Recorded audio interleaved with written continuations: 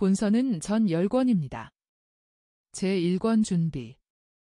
제2권 공생활 첫해. 제3권 공생활 둘째 해, 상. 제4권 공생활 둘째 해, 하. 제5권 공생활 셋째 해, 상. 제6권 공생활 셋째 해, 중. 제7권 공생활 셋째 해, 하. 제8권 순환 준비. 제9권 순환. 제10권 영광스럽게 되심. 이 책의 번역권과 출판권은 이탈리아의 발도르타 출판사가 파레몬드 신부와 크리스찬 출판사에 독점적으로 주었습니다. 파레몬드 신부가 주의의 말로써 다음과 같은 짧은 설명을 남겼습니다. 1947년에 비오 12세 교황이 예수의 생애에 관한 마리아 발도르타의 글을 직접 읽으셨다. 1948년 2월의 어느 특별 아련 중에 교황은 거기에 대하여 호의적인 의견을 말씀하셨다. 그러므로 이 저서에서 아무것도 삭제하지 말고 환시와 받아쓰기에 대해 설명하는 명백한 언명까지도 삭제하지 말고 출판하라고 권고하셨다. 그러나 동시에 초자연적 현상에 대해 말하는 어떤 머리말의 글은 인정하지 않으셨다. 교황의 조언에 따르면 해석은 일체 독자가 해야 할 것이다. 읽는 사람은 이해할 것이다. 라고 교황은 덧붙이셨다. 일러두기와 머리말을 낭독하겠습니다. 일러두기. 작은 요한. 예수님은 마리아 발도르타에게 가끔 작은 요한이라는 이름으로 부르십니다. 어떤 요한에 대해서일까요? 가장 젊고 순결하고 겸손하고 너그럽고 용감하고 십자가 미대까지 충실했던 사도 요한에 대해서입니다. 예수님은 마리아 발도르타를 사도 요한의 영혼과 마음과 정신과 똑같은 수준까지 만들려고 생각하셨습니다. 이런 뜻에서 마리아 발도르타에게 말씀하시기 위해서 작은 요한이라는 이름을 사용하셨습니다. 머리말. 마리아 발도르타는 1897년 3월 14일 이탈리아 까세르타에서 태어났다. 마리아는 1862년 만두아에서 출생한 기병 하사관 요셉 발도르타와 1861년 크레모나에서 난 프랑스어 교사인 이시스 피오라반치의 외딸이었다. 마리아가 겨우 18개월 되었을 때에 부모가 아이와 함께 북부 이탈리아로 가서 살게 되었다. 처음에는 파엔자에 자리 잡았다가 몇 해 후에는 밀라노에 정착하였고 그곳에서 마리아를 우르술라회 수녀들이 경영하는 유치원에 다니게 하였다. 거기서 마리아가 그 소명의 첫 번째 표를 받았다. 그는 사랑으로 자진해서 받아들인 고통 속에서 그리스도와 동일화되기를 원했다. 7살 때에 밀라노에서 마르첼로회 수녀들이 경영하는 소학교에 다녔고 그곳에서 1905년에 거룩한 안드레아 페라리 추기경에게서 견진 성사를 받았다. 마리아는 그 후 1907년 가족이 이사간 보게라의 공립학교에서 공부를 계속하였다. 1908년에 가스테치오에서 처경 성체를 하였다. 매우 독선적이었던 어머니의 강요로 마리아는 1909년 몬자의 비앙코니 중학교에 들어가야 했다. 그 학교에서 매우 날카로운 지능과 대단히 강인한 성격으로 두각을 나타냈다. 마리아는 문해 과목에는 매우 재능이 있었으나 수학에는 도무지 소질이 없었다. 꾸준히 노력한 결과 마리아는 기술 공부의 졸업 증서를 받았는데 이 공부는 어머니의 강요에 의한 것이었다. 그럼에도 그는 중학교에서 만족하고 있었다. 그러나 4년 후에 그의 어머니가 마리아에게 학교를 그만두게 하였다. 그때의 마리아는 하느님께 열렬한 기도를 드렸는데 이번에도 하느님께서는 잊지 않으시고 마리아에게 그의 장래를 알려주셨다. 그동안 아버지가 건강상의 이유로 은퇴하였고 가족은 피렌체로 가서 살았는데 그곳에서 마리아가 어느 선량한 청년과 약혼하였다. 그러나 어머니의 좋지 못한 성격 때문에 그 젊은이와 헤어져야 했다. 큰 위기가 있은 후 1916년에 마리아는 주께로부터 또 다른 계시의 표를 받았고 1917년에는 사마리아인 간호원단에 들어가서 18달 동안 피렌체의 육군병원의 병사들에게 모든 간호를 아끼지 않고 베풀었다. 1920년 3월 17일 어머니와 같이 거리를 지나가는데 어떤 과격주의자가 쇠막대기로 마리아의 허리를 때렸다. 그로 인해 마리아는 불완전한 신체 기능 증상이 몸에 남게 되었다. 석 달 동안을 병상에서 지낸 다음 같은 해 10월에 부모와 같이 칼라브리아의 레찌오로 가서 호텔 주인이자 어머니 쪽 친척인 벨판틴의 집에서 2년가량을 살았다.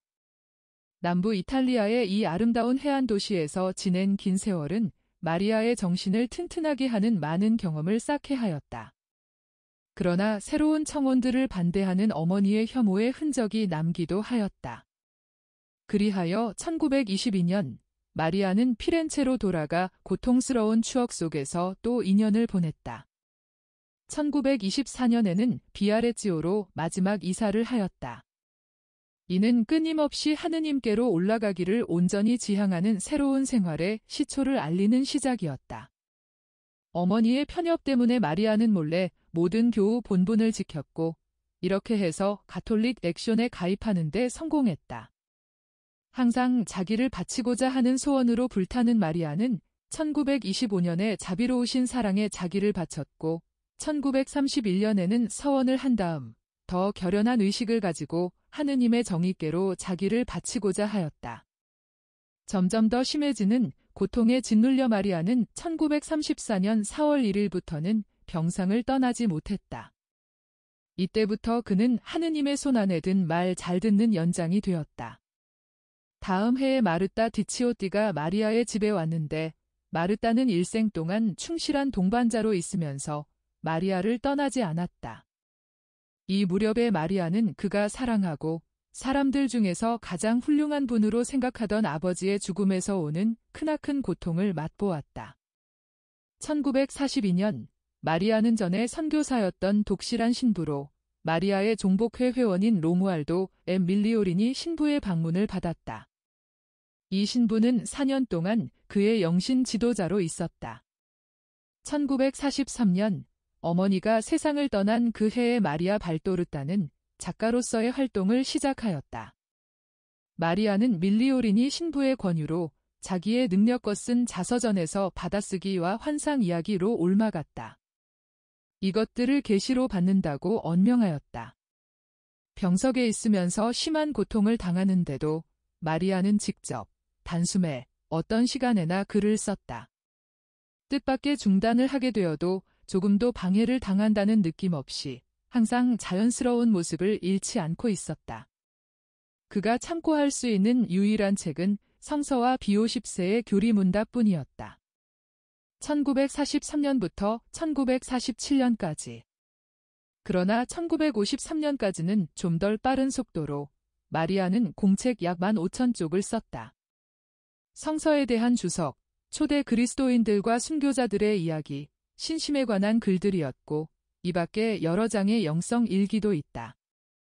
그중 마리아 발도르타가 쓴 글의 약 3분의 1을 예수의 생애에 대한 엄청난 양의 작품이 차지한다. 자신의 지능에 이르기까지 모든 것을 하느님께 바친 다음 마리아는 여러 해 동안 정신에 관계되는 일종의 고독에 점진적으로 빠져들어가 마침내 임종하는 그의 머리맡에 불려와서 그리스도인의 영혼아, 이 세상에서 떠나거라 하는 말로 기도하는 신부의 권고에 복종하듯이 꺼져가는 날에 이르렀다. 그것은 1961년 10월 12일이었다. 마리아는 회상의 글처럼 다음과 같은 글을 남겼었다. 나의 고통은 끝났다. 그러나 나는 사랑하기를 계속하겠다. 그의 장례식은 10월 14일 아침 일찍 성 바울리노 본당에서 행해졌다. 마리아의 유지에 따라 매우 간소하게 치르졌고 시체는 비아레지오 공동묘지에 안장되었다. 그러나 1973년 7월 2일 마리아 발도르타의 유해는 피렌체의 상티시마 안눈지아따 대수도원 참사회경당에 특전받은 묘소에 묻히게 됐다. 마리아 발도르타의 가장 중요한 저서인 예수의 생애에 관한 책은 그 후 여러 해에 쓴 몇 장만 빼고는 1944년부터 1947년까지 쓴 내용이다. 이 저서는 벌써 1956년에 사람이요 하느님이신 분의 시라는 제목으로 이탈리아에서 출판되었다. 초판은 부피가 큰 4권으로 나왔는데 마리아의 종복회 회원인 골라도 엠베르티 신부의 신학적 교리적 주석이 달린 10권짜리 비평판이 뒤따랐다. 끊임없이 중판되고 아무 광고 없이 보급된 이 저서는 이제 이탈리아와 온 세계에 널리 알려졌다. 1971년에 프랑스인 교수 펠러스 소바주시가 사람이요 하느님이신 분의 시를 읽고 프랑스어로 번역할 욕망을 느꼈다. 그가 사는 뽕또드메르에서 그는 우리에게 자기 일의 진척 상황을 끊임없이 알려주고 자기가 나이가 많기 때문에 출판에 대한 우리의 결정을 재촉했다. 그는 철학과 신학을 공부하였고 일생을 교직에서 보냈다고 언명하면서 자신의 능력을 우리에게 보증하기를 원한 때를 빼고는 스스로에 대한 말을 결코 하지 않았다. 1976년에야 우리는 소바주시가 직접 쓴 6권의 프랑스어 번역을 가지러 노르망디에 갔었다. 그러나 얼마 지나서야 그것을 검토하기 시작했다. 우리는 원고를 고쳐야 한다는 것을 알아차렸다. 많이 고치기는 했지만 이 번역은 일할 때에 그를 점기하리라는 믿음의 후원을 받은 연세 높은 분이 이룩했다는 점에서 공로가 있다. 불행히도 펠릭스 소바주시는 번역한 작품의 출판을 보지 못했다. 그분은 1978년 9월 16일 87세의 고령으로 세상을 떠났다. 우리는 마리아 발도르따의 글에 주해나 설명을 달지 않고 그 제목 자체에서 작품의 성격이 솟아오르게 하려는 그분의 변하지 않은 소원을 존중하였다. 그러나 우리가 독자들에게 알리고자 하는 것은 일체의 설명이나 깊은 연구를 위해서는 이탈리아어판의 주석들이 여전히 가치가 있다는 것이다. 저서의 성질에 대해서는 이것이 가장 큰 사적인 계시 중 하나라고 확신한다. 뿐만 아니라 사적인 계시들은 공적인 계시에 종속하고 인간적으로 믿을 만한 가능한 표시를 가톨릭 신학이 인정하며 하느님께서 모든 사람의 영적 이익을 위하여 어떤 사람들에게 주시는 것으로 되어 있다. 독자들은 이 프랑스어 초판의 몇 가지 결함을 양해하여 주기 바란다. 1979년 10월 12일 이탈리아의 이솔라 델리리 에밀리오 비사니 출판인 마리아 발도르따의 본저서 하느님이시오 사람이신 그리스도의 시를 일본에서는 페데리코 바르바로 신부가 5권으로 요약 번역해서 출판했고 베스트셀러가 됐습니다. 우리나라 역자는 안흥열 마리띠노 선생님이신데요. 1988년 5월 초판이기에 현재로서는 어색한 표현이 종종 있습니다. 본 낭독은 원문의 내용에 대한 가공 없이 형식만을 가름해 해가며 진행됩니다.